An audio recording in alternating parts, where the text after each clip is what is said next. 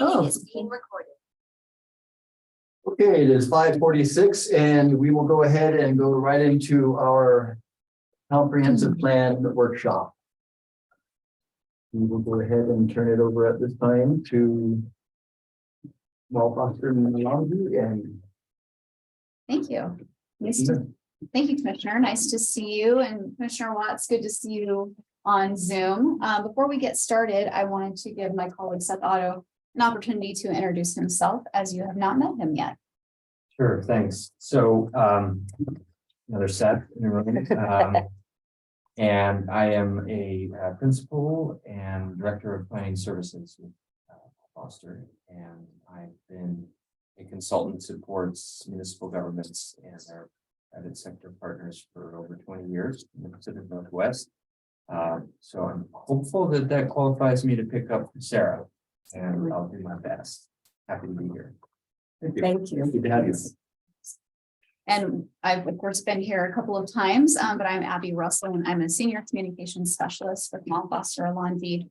I have been working for and with ports for almost 9 years now, mainly in the communications field, but as we have talked about and as we know, that touches many, many facets of what ports and government do. So without further ado, I think we will go ahead and get started. As we've been doing, commissioners, we're going to just walk through the memo that you had in your packet, talk a little bit more about that, hear your questions, and think about next steps. Oh, can you enable? screen Yes, sharing? sorry. Thank you. Should have said something. I should have thought. Okay. Here we go.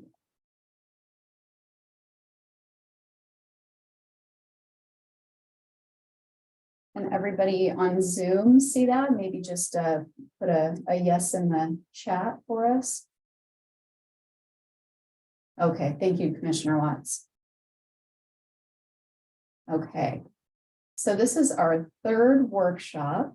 So we're basically halfway through the process to gather information and provide a report for you to then have an informed discussion and perhaps update your comprehensive plan. Yeah, go ahead. Sorry, I thought the chat.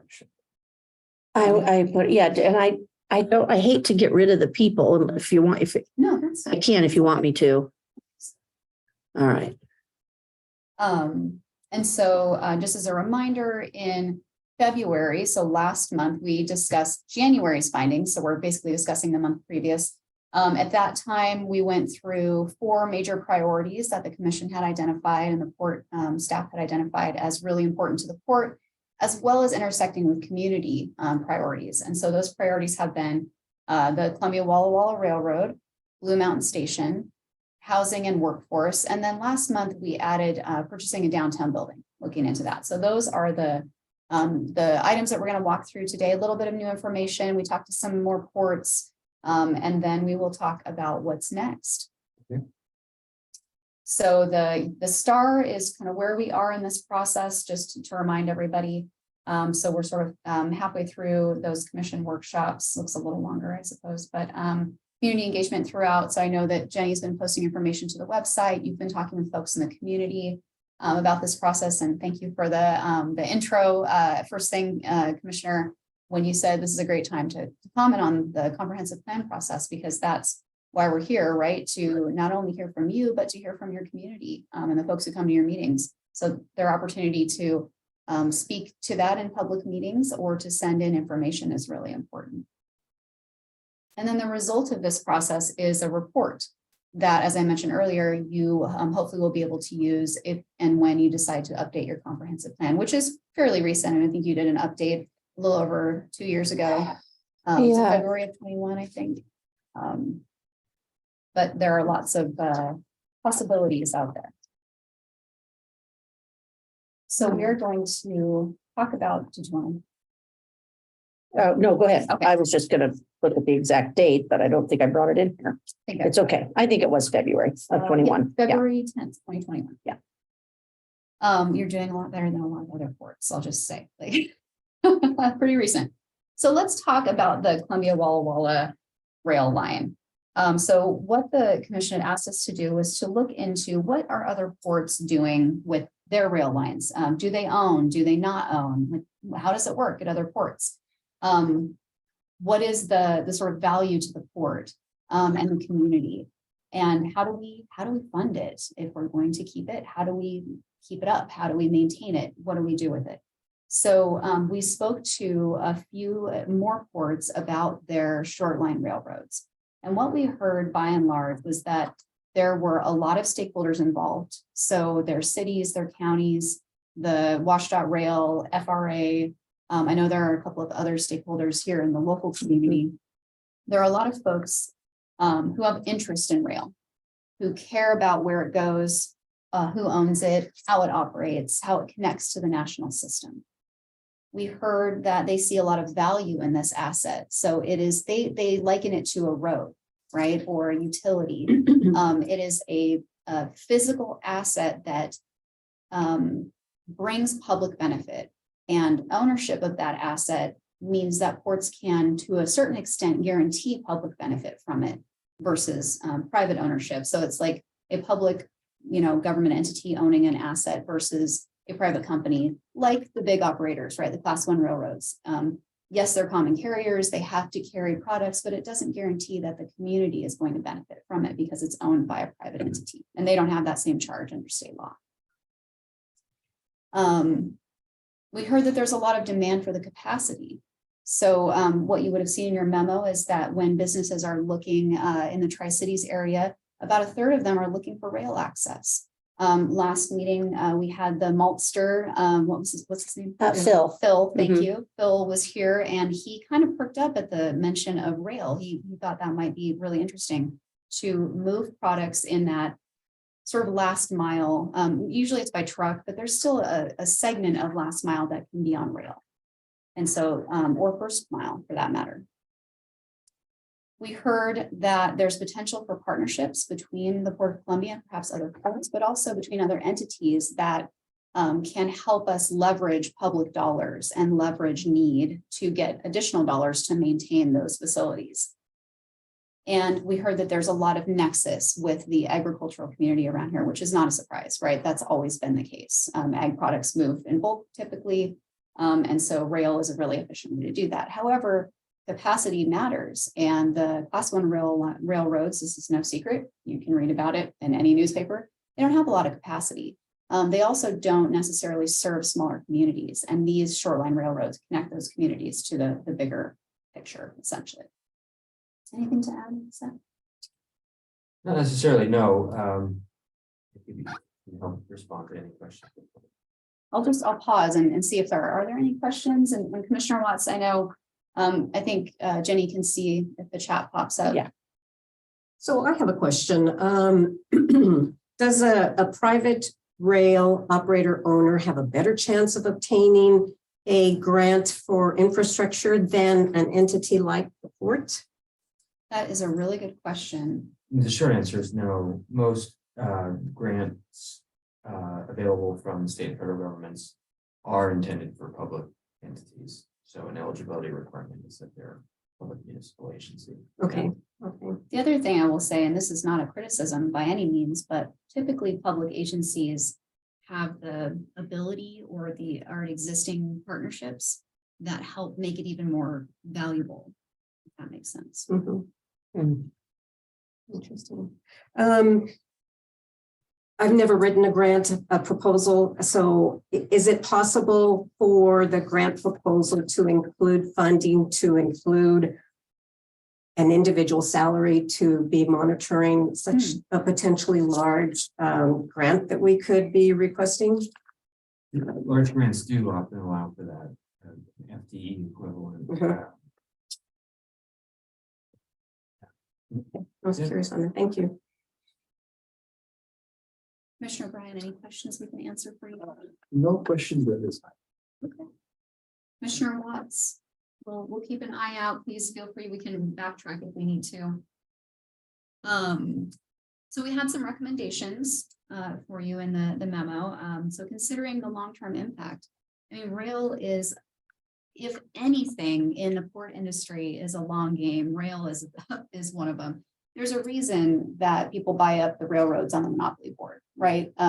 It's critical to how we move things. It hasn't changed all that much since the railroads were brought in, subsidized by the government, in the 1800s, and crossed over to the west.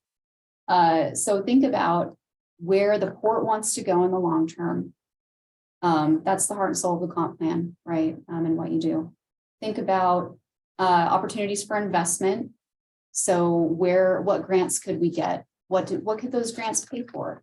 What partnerships could we leverage to help get more money, not just for us, but for the region, right? Because you have other ports around you in southeastern Washington that have short line rail as well and have needs. They all have needs. So nobody that we talk to are like, oh no, our rail line is perfect. They all needed maintenance and they all recognize the cost of it. Maybe one thing I would add, a little bit off script here, but from past experience working with ports, the rail line is a huge recruitment tool for businesses, particularly businesses that are looking to scale in manufacturing and bulk products. So it's really actually kind of a unique aspect to have here, or asset. Thank you for mentioning that because it actually gets to the discussion around workforce. So last meeting, Commissioner Watts brought up, he would like to see some larger businesses locate here. If you're looking to scale and grow a business, rail is one way you can do that. Great point. Thank you. The other recommendation we had for you, and then I know this is something that you have discussed, is an appraisal. So I know that the Port Commission is considering whether this is an asset you want to hold on to. Before you're able to make any decisions, you have to understand the value of that asset. Just from a planning standpoint, but also from a legal standpoint. If you were to make any changes to your comp plan in the status of the rail, you would need to understand the value before you could move forward. So that is a really important piece. Other questions? I think we heard at the SEDS meeting that there is some expansion at Seneca. And possibly a future need for more cars. So Hopefully, yeah. Johnny asked, what ports own short lines near us? I think the Port of Royal Slope is the closest physically. Port of Royals, well, Port of Benton, Port of No, Benton. Port of Benton. Benton's so much Yeah. closer. I didn't. Port of Benton, Port of Royal Slope. Port of Royal Slope, Port of Ponderay owns a railroad. I don't know if it's operating or not right now. I don't know. But those are the close ones, yeah. And we the guy who offered to do the appraisal would be happy to, talk to us via Zoom on a meeting if you guys are interested. I have heard from, some folks that would like to weigh in on, the idea. If we're really going to even consider it, we probably need to talk to the grain growers, Seneca, the PCC Rail Authority, potentially the Surface Transportation Board, because governments or railroads are very, very heavily, governed and regulated. WSDOT Rail. So those are ideas. There are, I think I've shared the concerns with you before that I have. Partly, the biggest one for me is if we sell it, we don't control it. So he could store cars on it and not run any trains and make money. You make money storing cars. He could tear up the tracks. And I'm not saying that that's what Paul wants to do. Paul's a railroad guy. I'm not saying that, but if we don't have control of it, we have no say. And then if something did happen to it, we wouldn't have it. So, anyway, that, I did get to did get to participate when we spoke to a couple of other ports, and it was very interesting. One of the ports had done an entire master plan on their railroad, not just the funding part, because, we've done the funding part, but it was really interesting. It was a port that has more business than ours does, but I thought that was pretty interesting, so you said, I'm sorry. well, to think about, the areas we own along the track, if any of them have something we could be doing with them that would help the rail operator or anything like that. So it was kind of interesting. You said Benton, Ponderay, And Port of Royal Slope. Rosslow. And Benton and Royal Slope both have Paul as an operator, but Port of Benton is temporary. It's a, what did they say? 12 months? Yeah, yes. Mhm. 12 months, yeah. It'd be, and then they said, how many responses did they say they got? I can't remember. Something like 11 responses. I didn't even know there were that many short rail operators in the Mhm. state. Mhm. Well, and then another thought that came up was that if we were considering to sell it, wouldn't we kind of wonder who else out there might have a proposal or an idea, for doing it? So, Mhm. Yeah, that's that competition piece, for sure, that, it's sort of like the idea of two gas stations. You would think, so you have a gas station on one corner, and then all of a sudden another gas station comes in, and you would think that one would lose business, but actually it's better for everyone when there's that competition, Yes. right? And particularly for a public asset. Yes. Another challenge we discussed is that in order to dispose of a public asset like this, you have to surplus it, and demonstrating the surplus of the railroad might be a challenge. Mhm. because by surplusing it, we're saying it has no value to us. Demonstrated it's not being used for its intended purpose. It's not needed. It's not Oh. needed. Okay, I guess I didn't. I guess that's what we've done when we've surplus the little tiny pieces of it because they weren't being used anymore, but I didn't think about the whole thing. Well, Okay. I do intend to speak with some of the other ports about the shoreline railroad and the relationship with who operates it and how that is going with them. Good. The one thing that I want to be clear about is that if we were to sell the railroad, I don't have any intention of the rail line going away or not operating. I think that part of the purpose of even considering the sale of it is the potential that in the private sector of him being able to do more with it than we're able to do. Now, I know that we can apply for these big grants, but that involves, a lot of time, a lot of energies, on things that we could be directing towards other properties that we have and other developments. I'm of the mind that I, at this point, would like to go in the direction of seriously exploring selling the railroad as a likely scenario. Due to the fact that, having heard from Paul the operator and his plans, that I really feel that he has the potential to do great things with it. In reference to what you were saying, Jenny, I do understand that if we don't own it, we don't own it and we don't control it.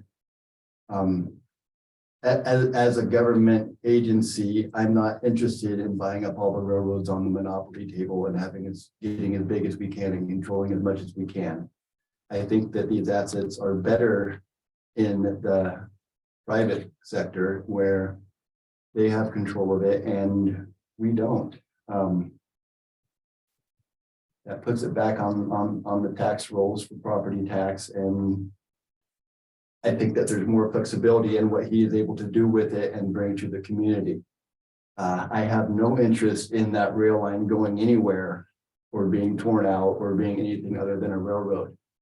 Very recent past commissions have not been of the same mind, and there have been serious conversations about ripping the tracks out and just getting rid of it altogether. That is more of a risk in my eyes of the rail line going anywhere than all failing with it. We're shutting it down or storing tracks on it. Because, 6-8 years from now, if I'm not here anymore and whoever else is of the mind that, well, we're still only hauling a few cars a year and it's just not worth keeping, and then it's gone and there's no chance of it coming back because then it's turned into a rails to trail project or whatever it becomes. I think if it's going to be a rail asset to the community and continue to be able to serve the businesses that we have and future potential businesses, the best chance of it doing that is in the private sector. So in my opinion, I'm of the mind to, go in that direction. I still plan on, talking to the other ports and getting more information and, following the process, but that's kind of the direction that I'm strongly leaning to at this point. So. Could you explain to me what you mean by that there's been other discussions about ripping the tracks out by the port? So I've been to, before I was ever elected in years past, come to port meetings where commissioners have talked about in meetings about, well, maybe it'd be best to just, scrap the rails and not use it. And there has been at meetings discussion about that. I know I'm not the only one that would remember that. But I've been here 15 years and I don't remember that. If maybe in a passing comment, but not, I've never experienced that serious conversation at this port. So I haven't. So I want to make sure that's not like, well, I mean, that you're- I'm not quoting from minutes, I'm quoting from memory, and that's what I recall. well, because Paul asked to buy this rail line from our former port commission and they said no. I mean, they didn't want to sell it. And he has asked other ports to buy their rail line and they say no. And it's because you say you don't want it to go away. If we don't own it, we cannot guarantee it won't go away. Mm. And it is like they explained, and I guess I want to know that if you're really open to thinking about this as the public asset that we view it, like she said, a road, a bridge. It's not like selling a building and it's just no big deal. I mean, it's a big, big deal. It is a serious, serious decision. Right. So I hope you do talk to the other ports. I think it will be helpful, but I hope you'll keep an open mind to the idea that if we sell it, we don't control it and it may not be a rail line. I do understand. And we, that. yeah, I'm okay. keeping that in mind. Okay. And I've not made up my mind in either direction, but this is Okay. this is the way I'm moving with this. So with the information I have at this point, that's kind of the way I like to go. Commissioner, I'd like to think ahead for a second because as we've heard, there's interest in attracting additional employers. There's a lot of agricultural ties. If the port were, it depends on where the port wants to go, right? And so I understand your perspective. I'm offering a different perspective just for consideration and thought. How would the rail line, if the port continued to own it, potentially fit in future plans for expansion? Not expansion of rail, but expansion of industrial properties for employment, expansion of existing industrial or commercial tenants to move their products. That might be another way to start thinking about, is this actually needed or not? And so I just wanted to offer that. Why wouldn't it be able to serve them if it was owned by the rail operator? Because there's already a siding going into Blue Mountain Station. It already accesses the industrial areas at the other end of town. So what benefit would it be for us to control what's already there rather than? Sure. I mean, he could just as easily serve those businesses whether he owned it or leased. Correct. The difference is that when the port owns it, it's like the difference between, okay, have you ever driven the Jersey Turnpike? Anybody ever driven the Jersey Turnpike? Okay, yeah. It's a privatized roadway, which means that the New Jersey government does not care for it. The tolling authority, which is private, takes the tolls and then uses it to, in theory, repair and maintain the roads. They do a terrible job. If anybody else has had a better or a different experience, please let me know. But when I drove it, it was not great. And this was in the late 90s, early 2000s. That is sort of the difference. When the government, for better or for worse, lets go of a public asset like a road or rail or dock or some other facility that moves products and people, you can no longer guarantee that you will have public access or quality. I don't know if that example helps, but we could apply that to the rail line. If it were to be owned by a public entity, the port, the public, no one can guarantee any access for anyone. That private operator could use it only to store things, to store cars. They could tear it out, and we would have nothing we could say about it or do about it. The citizens of Columbia County could do nothing about it. And so I think those are the key differences. So the pricing. And yes, that's true. So setting a price that port controls, that maybe is a subsidy to attract businesses or set at a reasonable rate Yes. versus one that's set at a rate to generate profit, may have different impacts on businesses, something to consider. We're not here to tell you what to do with your Understand. assets, but just wanted to try to think long-term a little bit about where the port may be headed and whether that asset helps you continue to support the community and local businesses. Well, I know that government doesn't do a very good job at maintaining our highways either. I almost fell through in Central Ferry Bridge last time I went across it. They finally fixed it. Yes, they did. Yeah, it was. Yeah, it was enough to make your fillings fall out. Yes, for sure. But, you know, and we haven't done a wonderful job of making that railroad great. You know, we just, the funding's tight for us, you know, we're a small port, we have limited resources and so it's difficult for us to be able to make it great.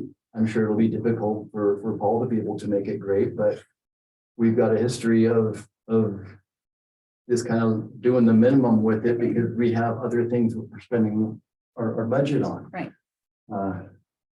And, you know, the community would really like to see more rail activity here. You know, I can't speak for everybody, but the ones that I've spoken to, there's a big interest to, you know, passenger traffic, to tourism, you know, dinner trains, wine trains, you know, different events and whatnot.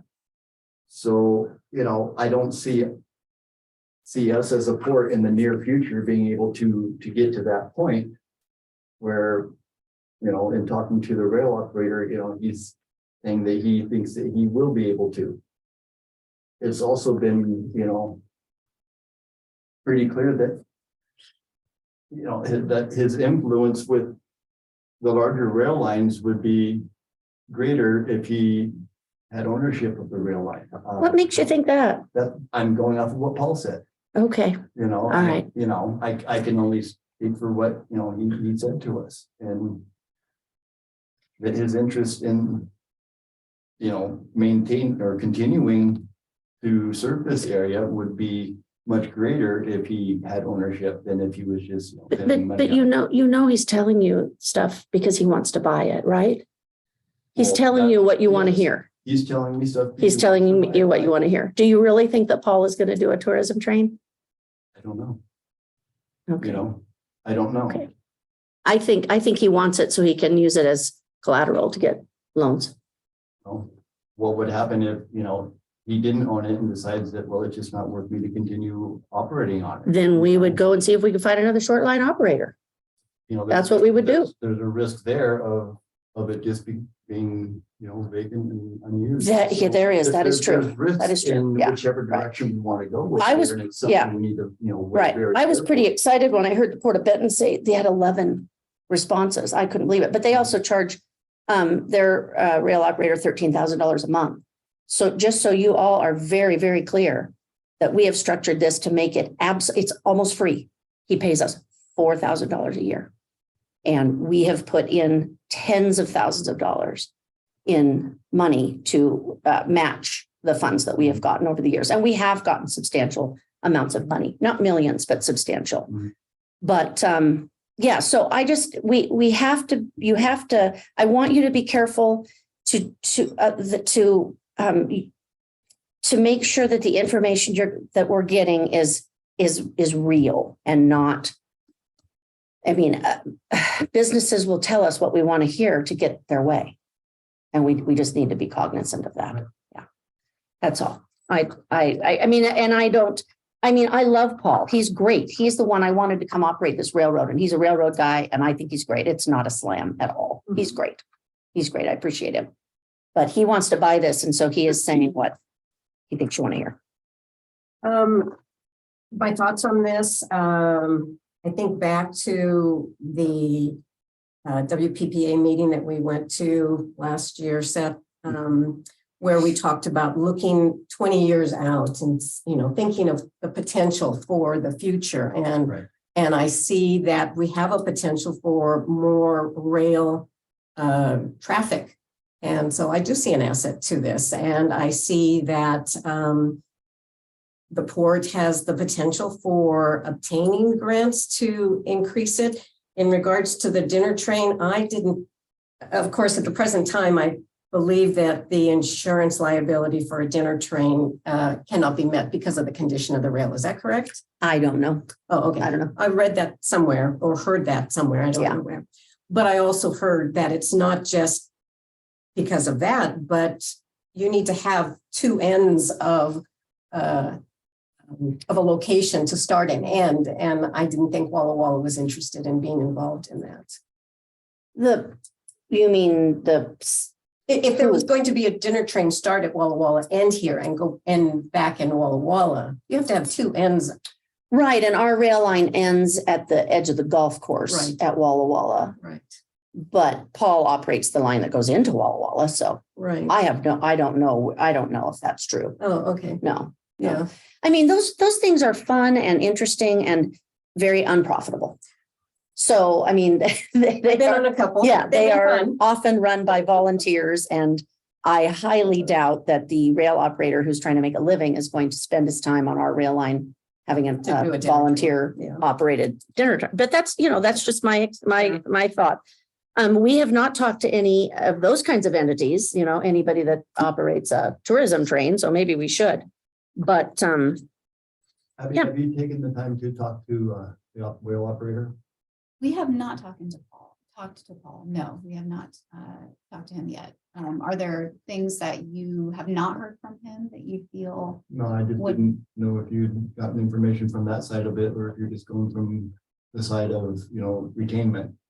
No, we're going from the side of trying to help you gain information about what other ports are doing as you've requested.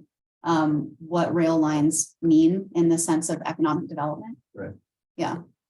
So I don't know if it would be a conflict for us to speak with someone who is using and wants to purchase an asset.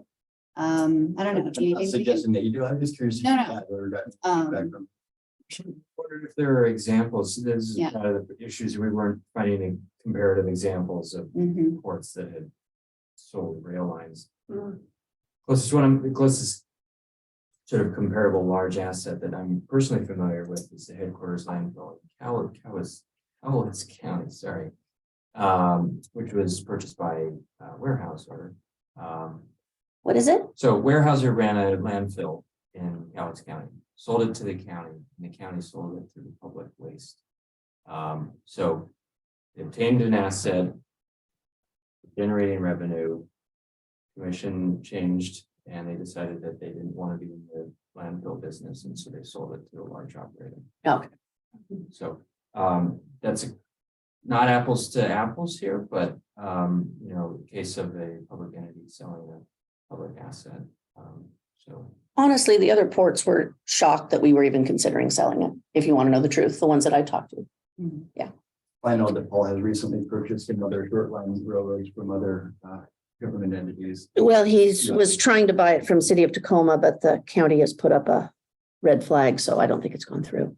But I did have that on my list, that we should talk to the City of Tacoma, find out what was going on there. Commissioner Brian, do you know the other public agencies that he has looked at purchasing from?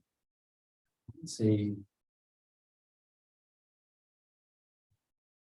Port of Kennewick, possibly. I'd have to go back and look at my notes, but I would be curious, and maybe if you wanted to share those with Jenny, she could share them with us in our next check-in so that we can understand the bigger picture of his thoughts. right. the dinner train that runs out of Hood River to was mine, wondering if that's. I do not know. I don't know about that one. The one that I wrote on was in Meddling Falls. not that one, no, Elgin. Origin, yes, Elgin. And that was volunteers. Yes, it is. Yeah, that was volunteers. Yeah.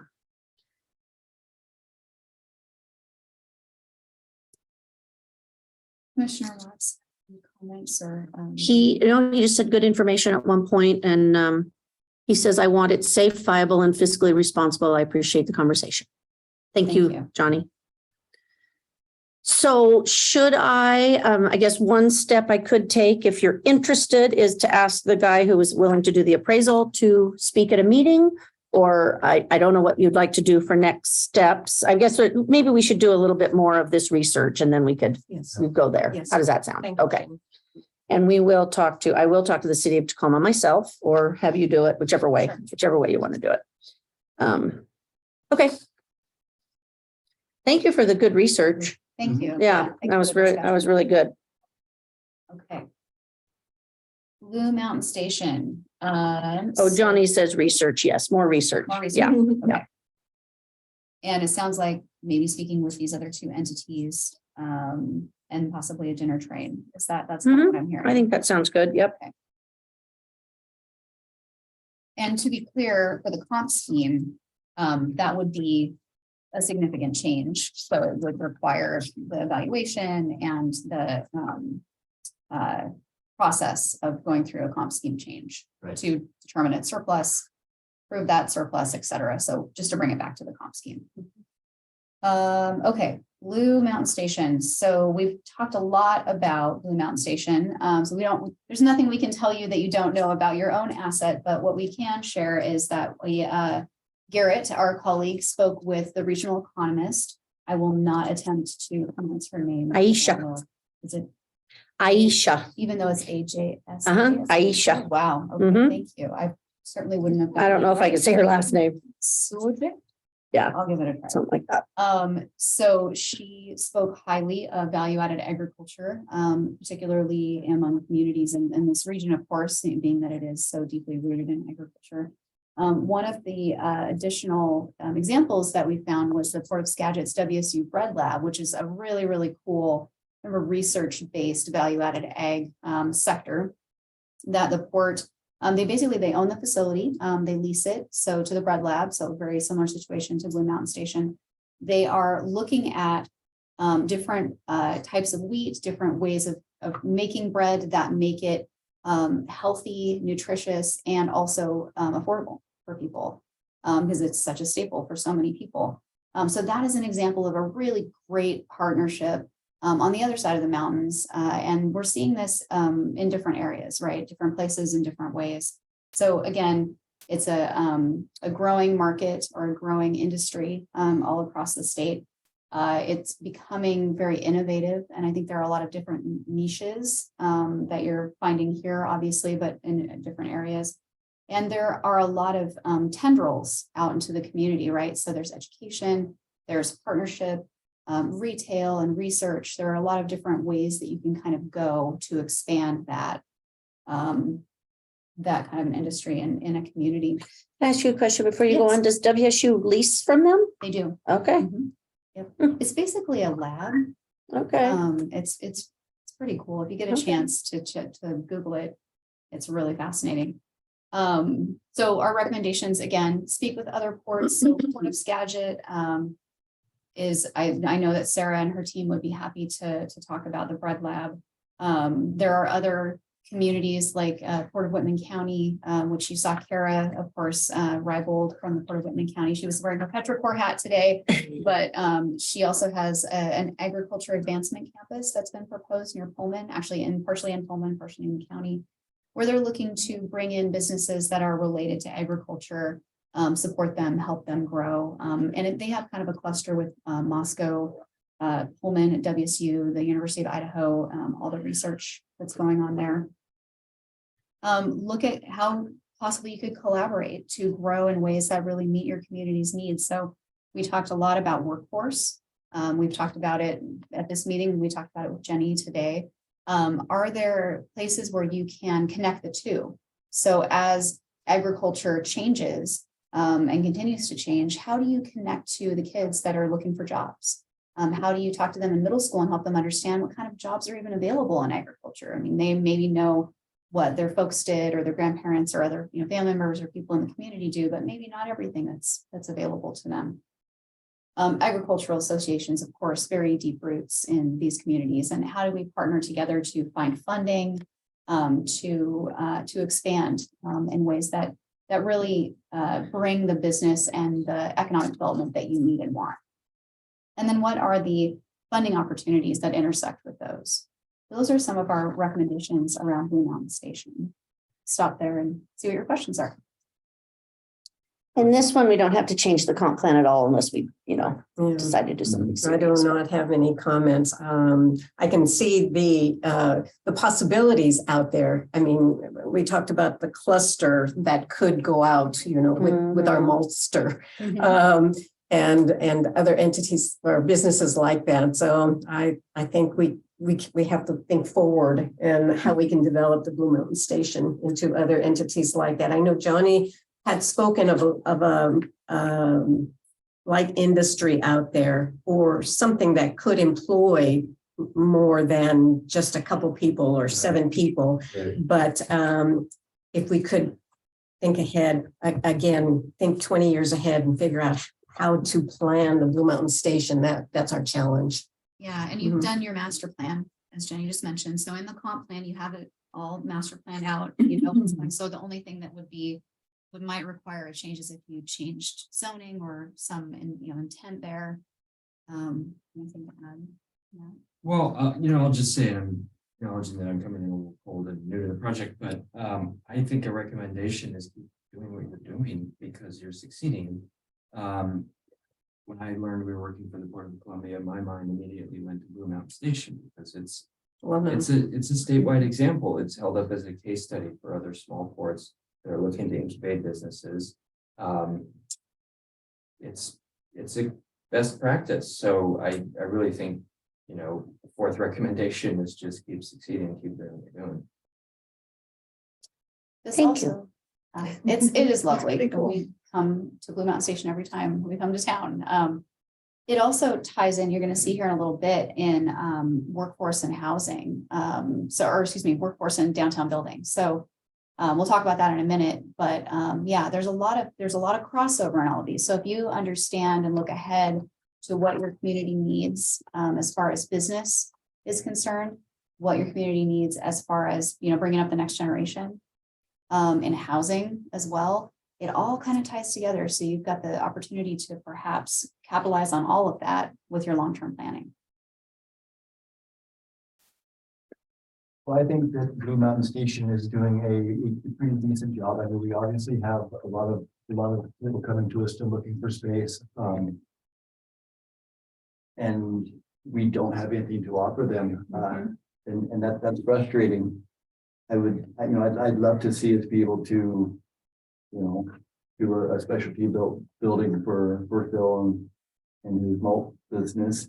I would also like to see us be able to build another building as soon as possible, as soon as financially feasible for other people that are continuously coming in and looking. And I think that if we continue to grow that in, a commercial light industrial food production, plan, I think it'll continue to do well. The only reservations that I really have about Blue Mountain Station, and these reservations are a lot of feedback that I've gotten from different people, is calling it an artisan food center. It turns off some people. Really? Really, Oh, I can't count on both hands how many people have told me that. what does it turn them on? How does it turn them off? They think of it as some urban yuppie, big city, all organic, expensive, not rural kind of country food. A lot of the public think of the organic and artisan as just being this really weird, expensive, strange, extraordinary thing. And that's the feedback I got. I don't have anything against it because I understand it, but I had a lot of people that think that that's a turnoff and they won't go there because and avoid it because of it. I do agree that describing it is challenging. I've Right. worked at it for years and still can't tell you how people just still don't understand it. So, yeah, So okay. maybe some rebranding Okay. to be more clear about what it is. And Can I ask, what would they relate to? What like, when you talk about the food and the products that are produced locally, how are they described? I think people are looking more for the old-fashioned farmers market atmosphere.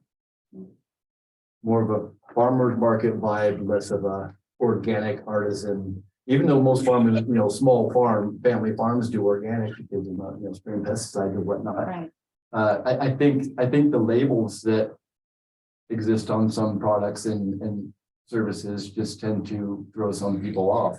Well, and I'll tell you something else is that natural and organic was how we started it, but that is not, I mean, most of the products out there are not organic. Right.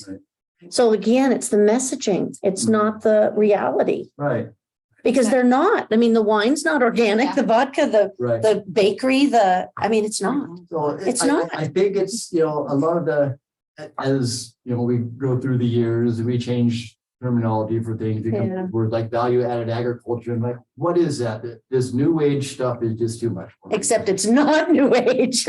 Honestly, we're just naming it something different. I We've been guess doing it so, forever. yeah. Right, centuries old practice. Yeah. Right. It's- Can do with. Yeah, actually, it was like. Our labels are confusing people. Okay. Yeah, so that's a really interesting insight. It is. Thank you. It sounds to me like local, fresh. Right, so. Which is and- really what it is It more is. about, yeah, Yes, it except for some of the stuff the co-op has, which is, they're a private business, it's not, they can carry whatever they want, so, yeah, Interesting, yeah. because they have a market for it, I mean, there's Right. people here that need that I stuff. think a lot of people think that the co-op market is run by us here. at the Right, and it is not, right, and that is something I've had a very difficult time, Yeah. because the co-op pays Valerie for her part of it, we pay Valerie for her kitchen help. And So that, it ends yeah. up being by default, the face, of the board. Mhm, And, mhm. I don't want to say anything bad about them, but it hasn't always been ideal. There's been times that things have not been as fresh as they could be, and it's. Oh, it's a struggle, oh, yeah, because I know the it's a struggle. they don't have the equipment like a big store The that keeps it refrigerator. fresh, yeah. And yeah, So that makes us, But they also have a lot of really good stuff. I Yes, mean, they if do. you go, it is good, Quite yeah. often. So I think if we could work on the branding and the public image of it. And you would support that? Turn the focus somehow towards the producers and try to focus on their products and what they're making and what they're bringing to the community. Well, you thought the video did that, right? Yes. Yeah, I mean, it was But everybody. kept going to, it also, it kept going to the co-op and really. Well, that's because that's where the products are sold. Yeah. Yeah, that's why. I mean, it all fits together. So that's why But that it, video did a really good job of highlighting the producers, and Yeah. that's where we need to focus our interviews, is really making, all of our producers really stand out and successful, or we can't make them successful, but giving them opportunities for success. Spoken like the truth. right, but the co-op is still, I mean, that's why they're so valuable to us because they sell those products. So we can't, it's got to go hand in hand. Yeah. So we got to figure out a way to mystify or what's the word? Just a new brand, I think. Maybe, I don't know. When I was one of the founding members of the co-op. And when we first started, I have to admit, our aim was organic. But the term organic is extremely confusing to people because they think there's no pesticides. Well, yes, there are. There's probably even more pesticides and herbicides, but they're organically labeled for organic agriculture.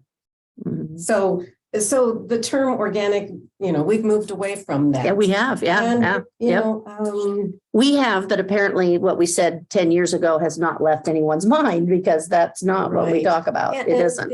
And when the co-op was first opened, it was never intended to compete with the local market in town. And that was one thing that we stressed from the very onset. So it was a different place. I mean, you were welcome to go there. Obviously, you were welcome to go there. And they had different products. And as Valerie found out during COVID, they had products there that the local grocery store did not. And I know that she claimed that they had more sales during COVID that first year than they had ever done because they had products there. Right. So that's tremendous. That's good feedback, though. I mean, I think you're right. I mean, I think I've known that for a long time, that is just misconception about it. It's just so hard to change people's perceptions. So that's what's challenging. And I think this new person who has the garden there, who will be supplying a lot of the produce, a lot of what he's producing, Mhm. Andres, Mhm. I gotta get that name right. His intent is to sell there at the co-op. Oh, yeah. Oh, yeah. So it's Mhm. locally sourced. I Well, don't know sure. if that's better than the word organic. Right. And the farmer's market thing, We tried for years to have a Yeah. farmer's market and the people couldn't make enough money to sit there for 6 hours. And that was another reason the co-op came into existence, because it could sell people's things without them having to sit there, because Right. they take a consignment fee. Right. So,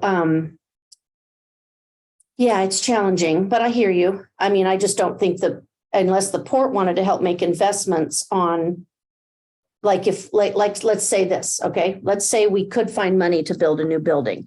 If we were willing to make an investment on a different layout for a market, then it could be more like a maybe. I mean, Right. maybe the co-op could be part of it, but it's still, I don't know that there aren't enough people in this community to spend enough money to have a farmer stand there and sell their own stuff all day. Well, and So, I'm not yeah. suggesting that we turn it into. Yeah, a farmer's but, market yeah. where everybody's there. Well, but I, of course, would love that too. I would. I- Yeah, I would. I wish it could. We're just not big. There's just not enough. Yeah. But I hear you. That's good. That's good feedback. We can think about it. I like the name Artisan Food Center. But I think that's fine. Yeah. The terminology that people apparently have in their mind is organic, and it's not. yeah, It is not solely organic. So okay. Good feedback. Do Commissioner Watts have any feedback? There's one chat here. It says, do we know of business manufacturing seeking opportunities that may be a fit for our community? How do we recruit and our plan for what we might attract this type of growth? Let's see, what is our next? Workforce is our next topic. So I think that's a good segue. Okay. Anything else on Blue Mountain Station before we? Okay, so again, Aisha, her feedback or her information in workforce was really interesting and important. So as you read in the memo, Columbia County has a really healthy small business economy. It's at least half of the jobs in the county. And it brings a lot of payroll, supports a lot of payroll. So it's really remarkable. You have high labor force participation. So as we saw last month, your employment rates are excellent. And you have a lot of strong family wage jobs in construction and wind energy, the nexus of those two. Understand that that's a sustained industry for both the small businesses, but particularly the wind is an ongoing industry for this area, which is terrific. That's the kind of the current state. And I think to the commissioner's question, what are the next opportunities? So I think this is where we start thinking about, okay, where does the port want to be in 20 years? Where does the community want to be in 20 years? How do we work together to get there? This relates across, okay, so we have a rail line today. Does that factor in? We have industrial properties today. Do they factor in? We have the existing land at Blue Mountain Station beyond the current development in the master plan. How does that factor in? And housing, how do we then house those workers and keep them in our community? So it intersects across all of the topics that we've been talking about today. I'm going to pause there. I just said a lot. Questions, thoughts?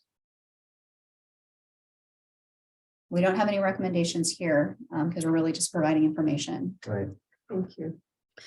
The only comment I would like to make is that business recruitment takes a lot of money and resources, and you get a very little return. It doesn't mean we don't work at it the best we can at kind of a high level, but all the training that I have received is that business development, startups, retaining what the businesses you have, helping them be healthy, is far more a return on investment than hard recruitment. So that, and then the other thing I would want to tell you is that we get leads from the state for business recruitment, and it is so rare that any of them that we can even try to respond.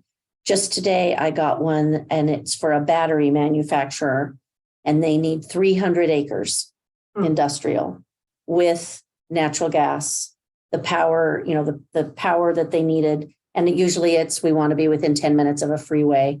That is what I run into all the time. So it is not easy to recruit. I mean, like I think Johnny said at the last meeting, a business with 50 employees, we would love that. Trust me, if I thought that we could do that easily, I would have done it, but it's not very easy. So only telling you just to, doesn't mean we can't work at it, but you have to know it's a lot. You have to spend a lot and the return, you kiss a lot of frogs. Rarely find a prince. But what you do have are agriculture businesses, agriculturally based businesses that continue to be interested in growing and building here. So you have Yep. the Maltster, you have the cider company, Table Rock Meat. Oh, and Cedar Rain, they're growing. Cedar Rain. The vodka company, Yeah, Well, and then remember the Northwest Grain Growers and their seed plant Mhm. that we're selling them, we're surplusing a small railroad parcel for them so they can expand their seed plant. yeah. Mhm. Yeah. Doesn't affect the main line. It's just an old siding with no rail on it. We could attract something like a small, I don't know, potato chip manufacturer, you know, that makes specialty chips that regional, you know. That's just an example. I'm not saying we need to go look for potato chips. Pretty hungry. I like potato chips. Yeah. Oh my God, those potato chips. Need to find Tim. Yeah. Right. There's small manufacturers of snack foods and things like that are more regional. Mhm. That don't necessarily need hundreds of acres or Yeah. huge amounts of power. Yeah, I was just using that as an example of stuff I get from the I know. state that is so annoying sometimes, but it's Did they the make truth. batteries over- I don't know. Can I ask just from out here, what's your pitch? to that potato chip company? That our pricing, our lease rates are cheaper here than in the big metropolitan areas. You can get, you know, a decent sized building or a decent sized piece of property in Blue Mountain Station to manufacture product for probably a third of what it would cost you over in the other side of the mountains. The lease rate, you mean? You mean the lease rate of running facilities? Right. Yeah. Right. What about your workforce? Labor, is it available? Yes and no. It's difficult for us to have more labor force when we don't have anywhere for them to live. Exactly. Okay. So there's kind of a throttling factor in all of this. That if we can't grow our population at all, then our workforce can't really grow either. Now, there are, you know, some people that commute here from Dixie or even some for Walla Walla that might work at, you know, some other areas here, but you know, by and large, you know, where our employers are, you know, using our local workforce. So how do we grow the workforce? Are they going to come here if they don't have a job? You know, what came first, the job or the employee?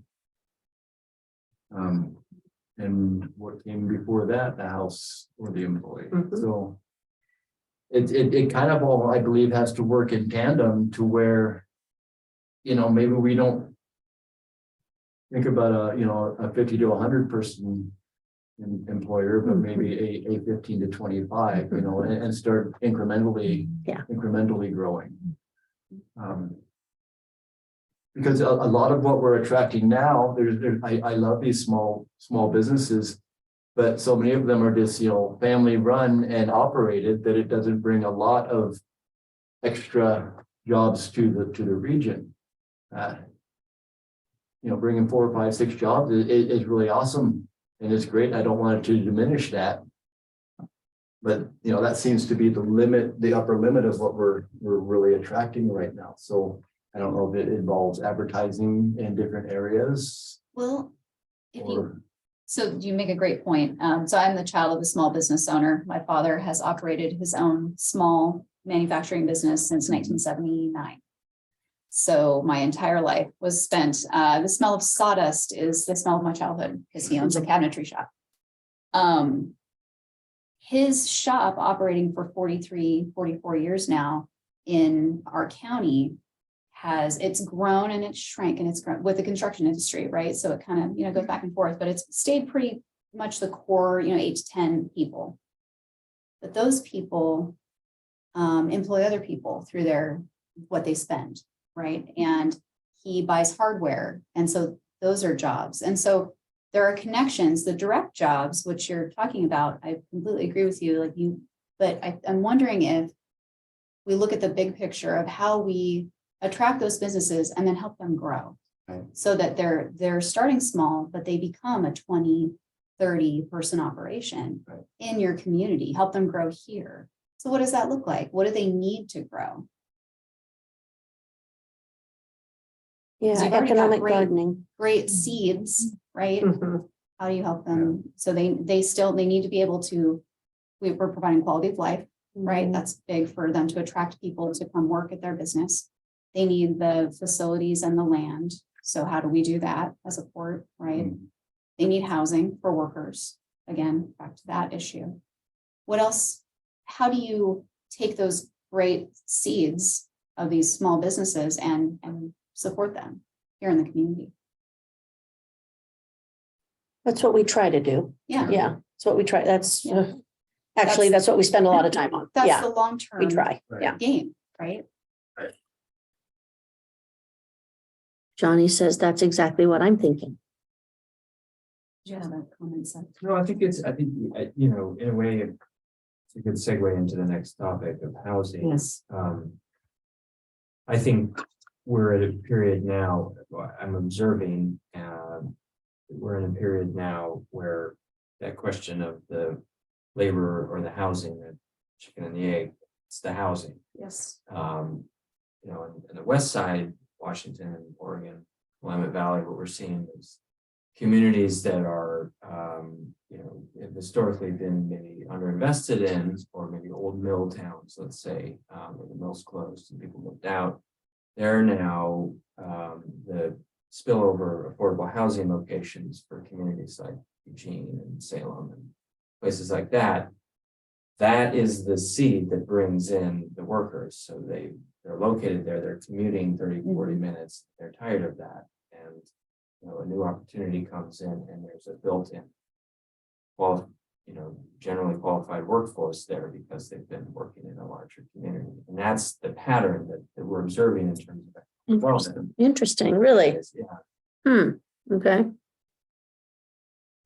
So investing in housing and providing decent quality housing, I think to your point about low lease rates, I assume land is relatively less expensive here as well. And so providing, you know, the right kind of housing that meets people's different needs is one way to make Dayton an attractive place. Mhm. And employers look for that. They want to know that their people will have a place to live and thrive Mhm. if they locate there. Shall we segue into housing? Were there additional comments or questions on workforce? Okay, thank you. It was a great segue. Other than possibly, you know, this is something I talked to my wife about, and would it be possible to attract somehow a WSU satellite? Mention. I don't know, that'd be Some sort? pretty awesome. That would be awesome. I don't know. Do you, in relation to Blue Mountain Station, you're thinking, Blue Mountain the food, Station yeah, And workforce development, kind of Okay. ties both of them, but okay, They're land grant universities, right? So there's, and obviously research, so exploring some of that perhaps, what entices yeah, them. I have a good relationship with the food science department. In fact, they just did a training here in January, and businesses came from all over the region, but it was just like food safety, you know, it wasn't anything business. It was helping, but well, I guess that's part of what we do, helping businesses. You know, they ask for my support all the time when they write grants. So I said, okay, well, in return, you will do a class in Dayton. So, so that was, I mean, we do that kind of stuff, Yeah. try to support the businesses. But yeah, I'd love to have a WSU satellite here. I wonder what it could be. We have so much grain and there's such a wheat related, huh? Right, We need an right. East Side yeah. Bread Lab. East Side Bread Lab. Yeah, they can, with Phil and his Yeah. barley and His his grain. barley. Yes. Genius, boom. See, Okay. there we go. Walla Walla Community College is already doing the wine stuff. Yep. staff of life, wine and bread. And Tri-Cities is now too. They have WSU has they have some sort of a wine, enology center in Tri-Cities now, don't they? Do Oh, they? yeah, I think they do. Yeah. That's-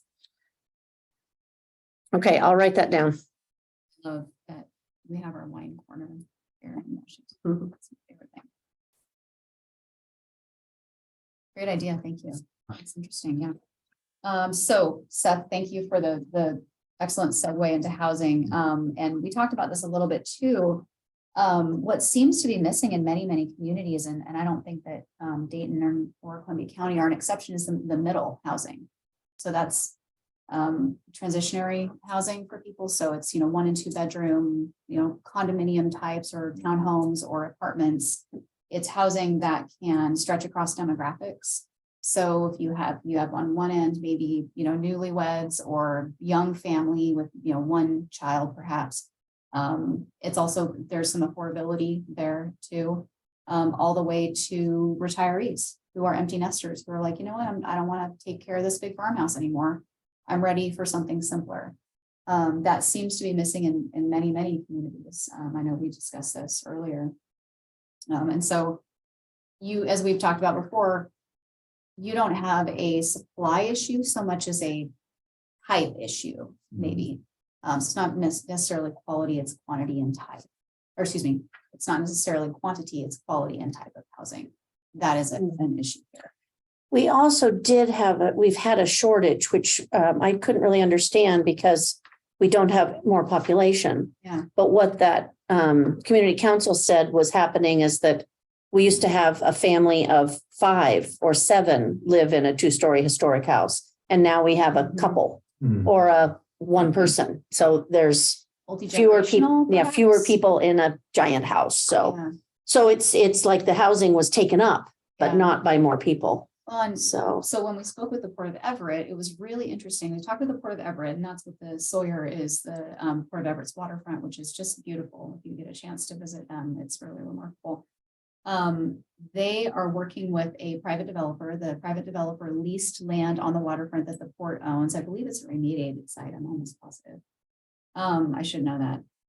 And the developer is building mixed use. So it's retail and commercial on the bottom, on the ground floor, and it's apartments above. And that's a part of a development agreement so that the port is insured to have the foot traffic for the businesses and then the living space above. That tends to be the way ports do housing by partnering with a private developer. But as we mentioned before, Port of Bellingham, they did sell land to Mercy Housing Northwest. That is another way that folks go.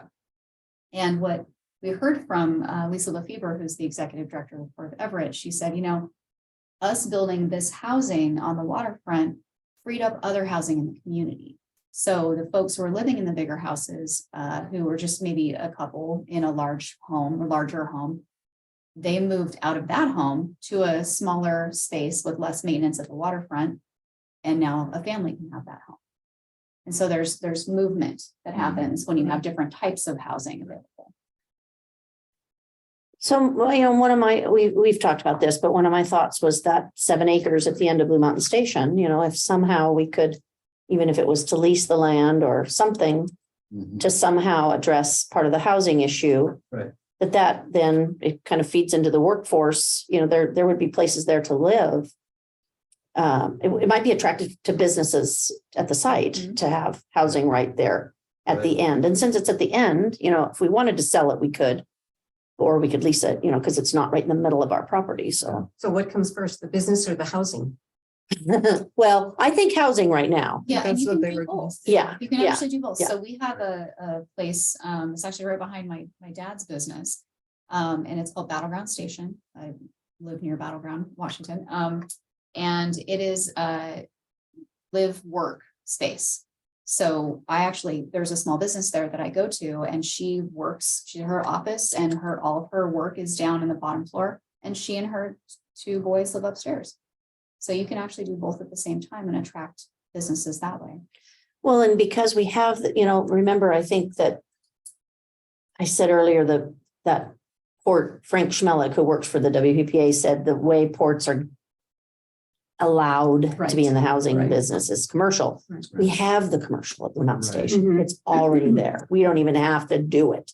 You So, wouldn't have to have business on the bottom and. right, not at that spot, right, not at that spot, Or you- I exactly. mean, it doesn't have to be vertical, it can be horizontal. Yeah. You know, Script. Right, but I keep picturing, I don't know, I picture, So then you'd have to have a Apartments. But I business to think be, that we could also, expand further outside of that 7 acres if we did do, business on the bottom and. yes, yeah, I think we could, Yes. absolutely, you're right, Right, yes, right. without probably changing a thing. Right. Yeah. Because what they're doing at Port of Pasco with the Osprey Point is they have some areas that are just strictly residential houses or apartments, whatever. And then as it gets closer to the actual business park, their businesses. on It's the more bottom and mixed. Condos. on Okay. top. I love that. It's like a transition. Yeah, Well, I think that because of the housing need in the state, I think there's a lot of money for planning. Would you agree? For planning for Yeah. housing Oh, or not? Yeah, A ton, okay. And, okay, and even reports, which sounds Really? crazy, but okay. yes. Yeah, I mean, I'm sure it would be interesting to take this to Curb and see what they thought about it, they've come around. They're so focused on employment. but- Well, I'm going there on March 16th. Maybe I'll just throw that in. Travel list. While I'm here, let me ask you a question. Yeah. Yeah, because they've not ever done, I don't think they've ever done infrastructure for housing. And where ports aren't eligible for public works funding, that's infrastructure for housing, I don't think. I don't know. So, But we would be eligible for infrastructure on the Blue Mountain Station site that would lead to the Mhm. housing, Well. Yeah. The other thing too, I mean, there is such private sector demand. I can't imagine you would have a hard time attracting a developer to come and build the house. Mhm. Some attractive development agreement, long-term lease or whatever. and I would hope Yeah. so. It's you could not, Do most yeah, of this through the private sector. I would well, imagine. that would be the hope. the grants may be more infrastructure related, right? So extending city utilities. Right, because we've got developing us, something. yeah, we've got access to the city water and sewer. It just would need to be extended. It wouldn't even probably be that expensive. Because it's already, so much of it's in place. Well, we can look into a little bit of that if you'd like.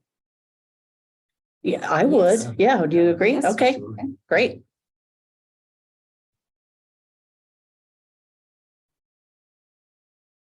I'm just thinking out loud here, it probably is worth, if you are going to look for housing funding, coordinating that with the city, because it's typically a. Well, out there's the county, so, Oh. right. Oh, The Blue Mountain Station site is actually in the county. We've talked about annexing it. We didn't propose it. We just discussed it and it panicked a lot of the people that live near it, even though we weren't proposing to do anything with their homes. So it would have to be very carefully discussed. Because it would make it easier on the businesses because their utilities would be cheaper. It might be something that we would have to address once the population density demanded it. Yeah, when that occurred. right? yeah. So you would have time, I think we'll get shut down. It is in the urban growth area though, so that means it is allowed to be served by city services. The city, I don't know, if Dayton's large enough to hit threshold, but, they may have to have a housing action plan in place, in which case. Oh, gosh. That's why I brought them up. So I didn't even know that similar to existed. the Okay. scheme, they- Housing action plan. Yeah, component of it. So even if this, because it's in the UGA, even though That's it's a in the good question, county, and that's Okay. that's a gray area, so okay, can you, I will. since you're a planner type? Yep. Okay. Any comments or questions from Commissioner Watts? Oh, I see a chat I've missed. There are more houses available today than when the area was thriving. Less people in each home. Uh-huh. Yeah, there's That's- less people in each home. That is, yeah, it is true. Well, I know my mother is deceased now, but when she was, the last 10 years of her life, she was a widow and she would have loved a small place to live with somebody else who mowed the yard, like maybe a Mhm. fourplex. Mhm. you know, people, Yeah. the neighbors, but yet she didn't have to take care of everything. And that didn't exist. Little No. car garage, park their car. in Yeah. case they're born, Yeah. you know, Yeah. nice little- Yeah. nice little- Right. Right. It didn't exist. You know, there's some here. There's a great, couple of great places. Dayton Manor is a really good one, Eagle Manor, but it does have, it's more for, people that are income challenged than it is. Which is, this makes sense. It's a good place that are like little units and then people have their neighbors and somebody else mows the lawn.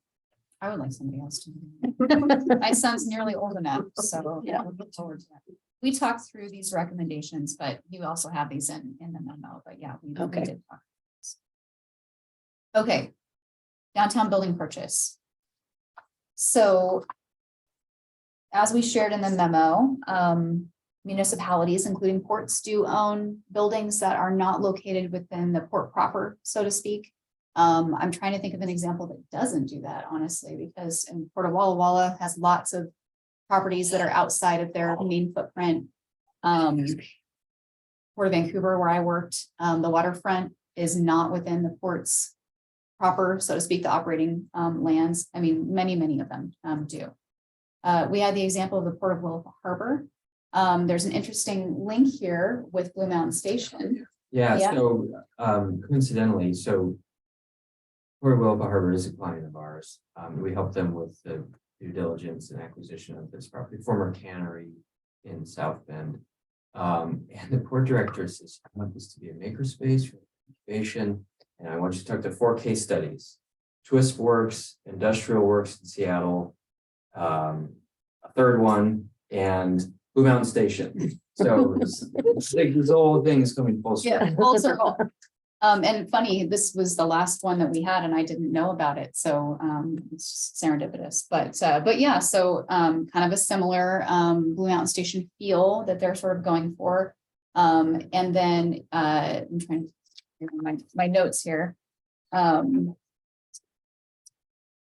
Oh, and they did get funding through a CURB grant to study the feasibility of purchasing that building. So Oh. just so you know, that is a lever that could be pulled Okay. to look into whether this might be a viable option for the port. Now, that being said, you have all seen this before. We've shared it before. Since the port has a responsibility to attend to both pieces of this, the Y and the X axis here, that's something that we really want to make sure we're paying attention to, and when we talk about investing in new assets, and particularly without the core that the port typically focuses on. You have lots of assets already, as you know. Some of them need maintenance. Although they all need maintenance, they always do. Some need more than others. That's just the reality of the game. And so where are we focusing the port's resources to best maintain all of the assets that you have? So just balancing out, like, yeah, it happens, it's done, it's exciting, it can be a great opportunity. And also we have many trade-offs and assets that we have to consider. So going back to talking about that. So our recommendations are considering the value of the investments in the current assets that you have. Looking ahead, where does the focus need to be? How does this fit in or not fit in? Does the port's investment potentially preclude private investment? So are there private businesses that might look at these facilities and say, you know what, we want to buy that and we want to maybe, I mean, God forbid, but we want to reconstruct it or we want to do something different with it. While we as ports build foundations for businesses to build upon and grow, we don't want to get in the way, right? So that's really important. Yeah, and related to that, last thing you want to do is to have the word get out there that the port's looking at property, because then all of a sudden the price went up. So, Very true. Yes. Yeah. So the sort of story here is, you know, proceed carefully. Sure. Right? Just that yellow box in so many different ways. And then the last piece is just assessing the economic feasibility. So if you look ahead and you think, yeah, this is something we really want to seriously consider, really get a good sense of what the feasibility is of doing it and how it fits in with your long-term plans and your existing assets. And there could be funding available to do so. So I moved here to Dayton in 2010, and I can tell you that we have many more businesses on Main Street that are closed now than what there were back in 2010. Interesting, yes, we have to not purchase property that could potentially be privately owned. Yeah. How would we know though? There have been many buildings that have been vacant for many years. So when do you take that step? And how do you know that you are preventing a private business owner or someone who is interested in investing? So It's a hard negative. to yes, prove. that's Yeah, right. It's true. I had an opportunity to speak to two groups, I should say, and, broach this idea. And, I got some positive comments about, Did you? yeah. Good, Uh-huh. okay. I wasn't sure how people would react, if they would think, what are you doing in downtown, stay out of it or not. Yeah, well, Okay, but again, whether we would preclude a private investor from purchasing that property, which I would love to have private of investors, course, yeah. into that, but I don't know. I don't know what the answer is. Maybe Proceed cautiously. Yeah. maybe part of the answer, Commissioner, is do they know about it? Are there private businesses outside of Columbia County or, That's just right. in Walla Walla, Mhm. say neighboring counties that, do they know that these assets are available? Yeah. I don't know. Well, I mean, I think, those yeah. are very good points, and if we, do go down that avenue, we do need to proceed very cautiously because we have a lot of other things that require our attention, our time, and our monies. And we need to make sure that we're making, good decisions with those. It's very intriguing and exciting that, the thoughts of it, but I think we need to be careful about proceeding on it for the reasons mentioned, and, maybe not so much looking for the opportunity to purchase a building, but waiting for the opportunity. And if something comes up that, Being is open, right, yeah.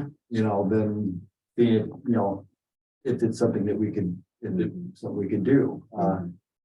If there's a really great building that's gonna be, hot on the market, we probably stay away from it and let the private sector have at it. But if something just going to be dilapidated and fall in on itself, if it's something we could step in and take it over and source funding to preserve it, and make it into something or prevent it from deteriorating, I think that might be an opportunity to do something like that.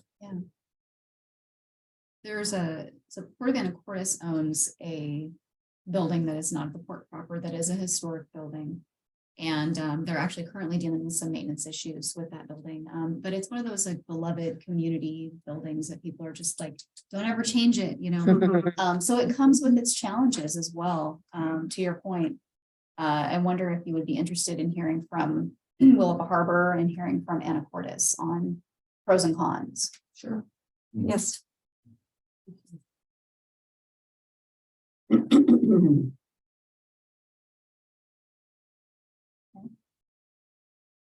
The other thing here, it goes without saying that this obviously does not have to be in your comp plan because it's not an asset you own today. But if you were to consider investment, that would be a budget discussion, a CIP discussion. Your comp plan, no changes required if you were going to go down that path. Okay, good to know. I guess if we put it in the comp plan, we would be announcing it, so. Indeed. Yeah. Mhm. So any comment from Commissioner Johnny, Box? I think this was on the last section. He said, thanks for the conversation, and I have some long-winded thoughts that I will bring to the table in the near future. I agree. That must have been on, is that on work or housing or? I think that was housing, yeah, I think so. It was before. I think it was as we were entering the downtown discussion. All right. So here we are, back at our priorities. So we have talked a lot about 4 priorities mainly on this list. The railroad, Blue Mountain Station, workforce housing, and now downtown building. We are basically halfway through the sort of research piece of this. And so I really want to make sure that we're maximizing your investment and that you're going to get what you need in this report to feel like you're educated on these issues, to look at your comp plan and look ahead to the future of the port. So we've got some great direction on things that you would like us to look at on these same priorities. I also want to ask if there are other priorities here that you feel you need more information if you are going to update your comp plan. Our comp plan includes recreation, which primarily is the marina.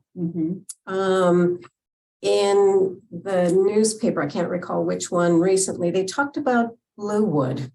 And they talked about the expansion possibilities out there. Oh, yeah. I have talked to many mountain bicyclists who would love to have mountain bike trails out there. You know, the possibility of taking a look at quality of life, bring something else to the community, perhaps in investing in mountain bike trails up there. I don't know if they're even thinking about that or how much they're talking about. Private business operating on Forest Service land, is that the? model? Correct. That's Okay. correct.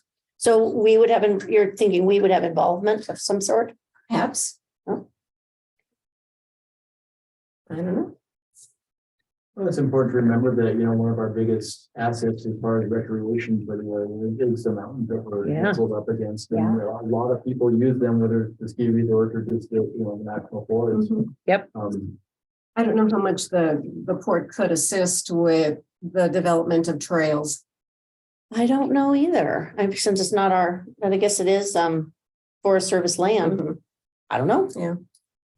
Well, there's a lack of a lot of trails up in the Blue Mountains here. There's a lack of, UTV trails. Mhm. It's not just the skiers and mountain bikers, there's a lot of the recreational, groups that are kind of being not really paid attention to real well. Yeah, but I don't know.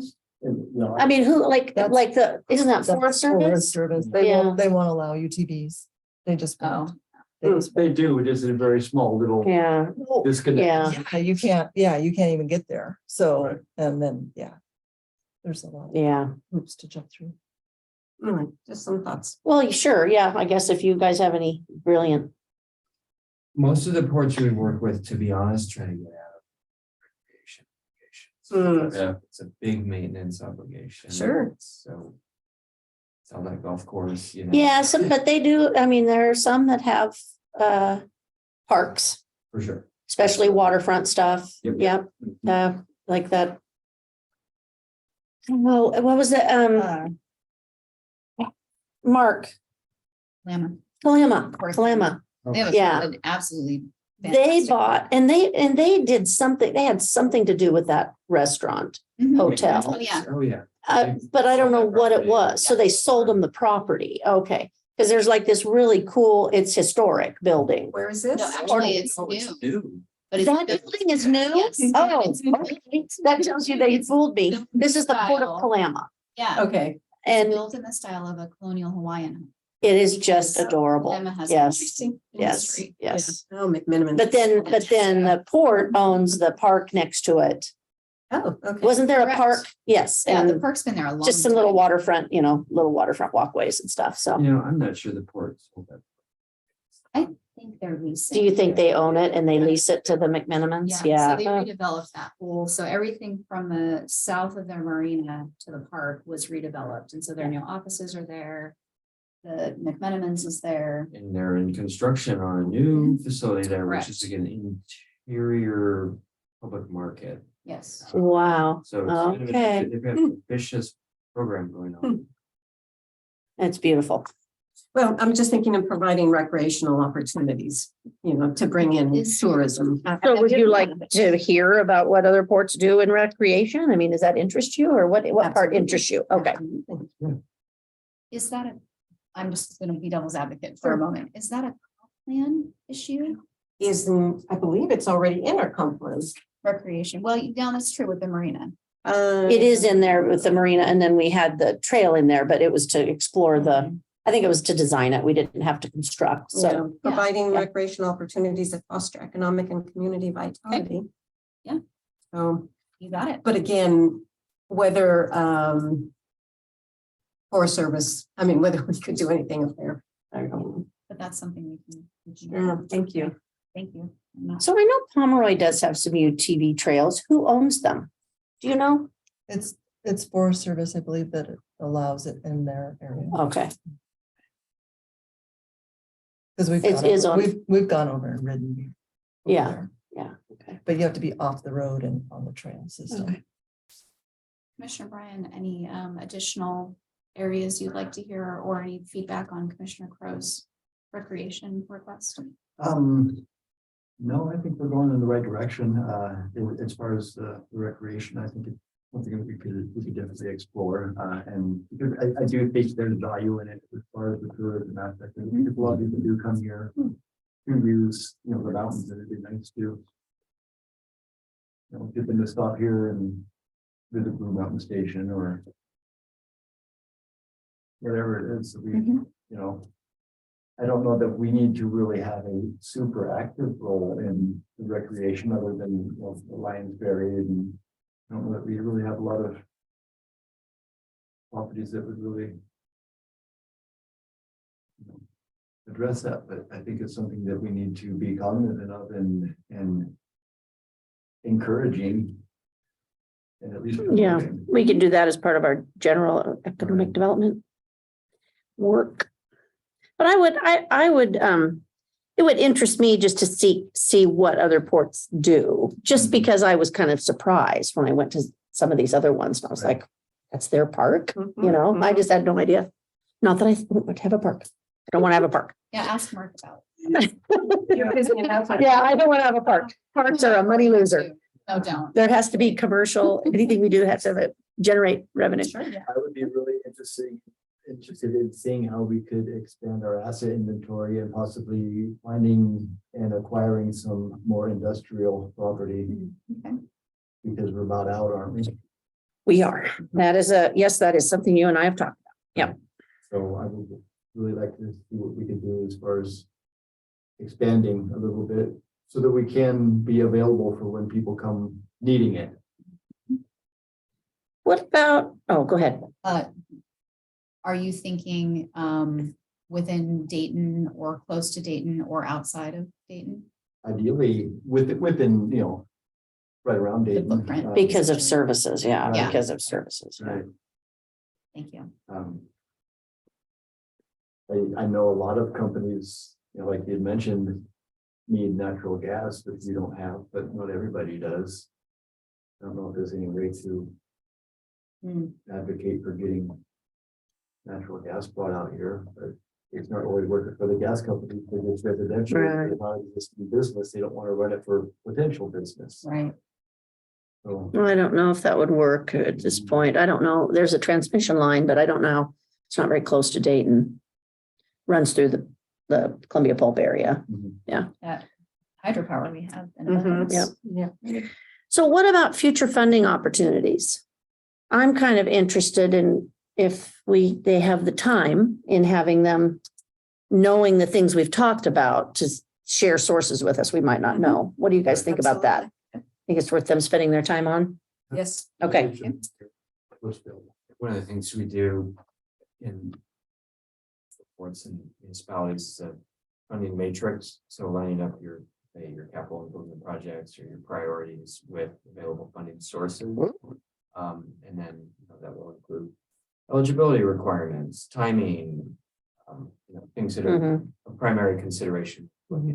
So that's something. I think that would be interesting. And then I'd also, if you guys agree, the opportunities with like the federal infrastructure program and the Build Back Better, I have not researched those. I don't know if you guys have. Oh, yeah. Okay, so just even if it doesn't necessarily fit our exactly what we're doing, what's possible? Sure. What are Yeah. we not thinking of that there's going to be money for? So the first question I was asked when those things come up is, who's your lobbyist? In Olympia? We don't have one. It's WPPA. WPPA, yeah, Okay, well, that's. right. good. That's how we got money for the Artisan Food Center, yeah. So you want to work. Oh. Yeah, and we can help. Oh, okay. Absolutely, yeah. Which Okay, reminds me, okay. I meant to mention on rail, Chris Herman, who is their deputy executive director. Mm-hmm. He has a deep rail background. You will not get Chris on the phone until session is over. But he is somebody that we can speak to, and I would encourage just to add a statewide perspective and a national perspective. So anyway, but yes, WPPA, we can help with that for sure.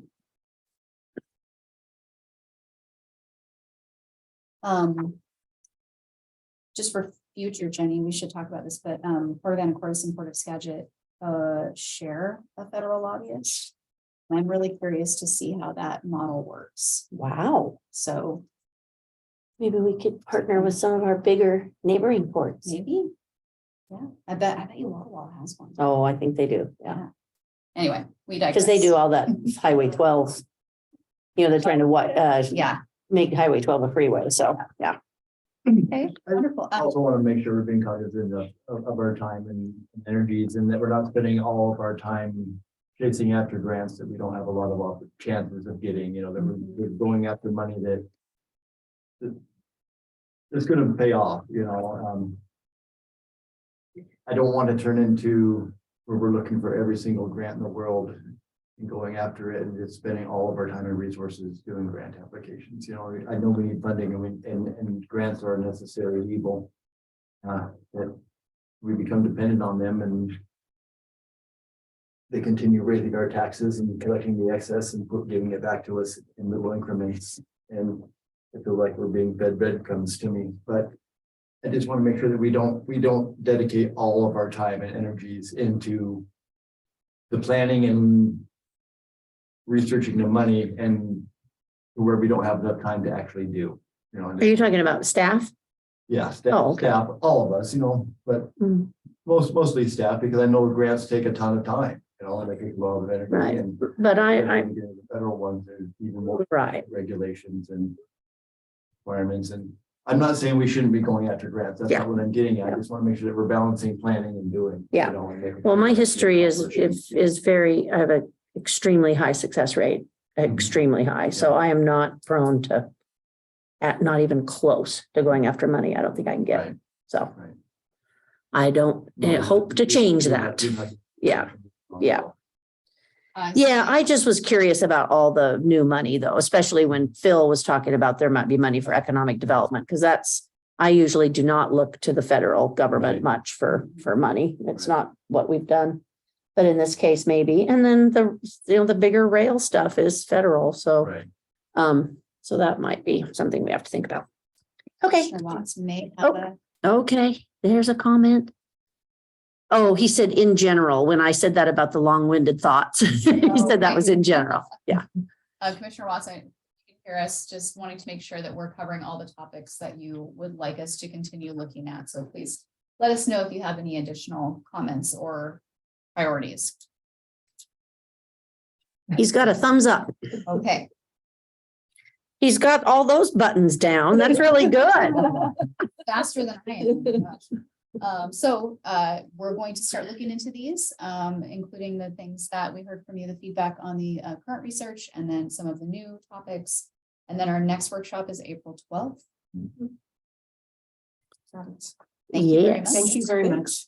And thank you for coming, Seth. Mhm. It's nice to have you. Nice to have you. Yeah, great. You And- replaced Sarah well. I guess that's it. We will adjourn our workshop. Wonderful. The time is 7:24. Thank you, everybody. Good discussion. Thank you.